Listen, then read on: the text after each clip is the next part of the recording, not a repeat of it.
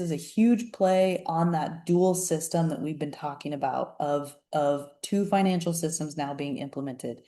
The BRICS nations are creating their own system. That is hugely of bringing down the petrodollar. That's what this whole war is about. That's what this whole blockade of the Strait of Hormuz is about. Trying to bring down the petrodollar, trying to remove the US as the current global power for the financial rails, and they're bringing about their own. So that's why I think the US really, really needs to wake up to this, especially the common person, and they need to prepare, right? So when we think about, okay, what will put me on the side of safety of this? Commodities, not necessarily cash. Cash might be good for the short term, just with the fluctuations of what we're seeing with the commodities markets, but commodities is the answer for the long term.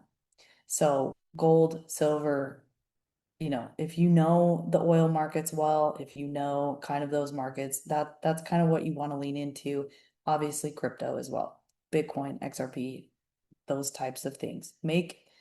Be an owner, don't be a lender, right? Don't be the person that in Klaus Schwab said in 2020, you will own nothing and be happy. Always, always, guys, in the back of our minds, we should be thinking, how can I put myself on the side of ownership versus on the side of rentership?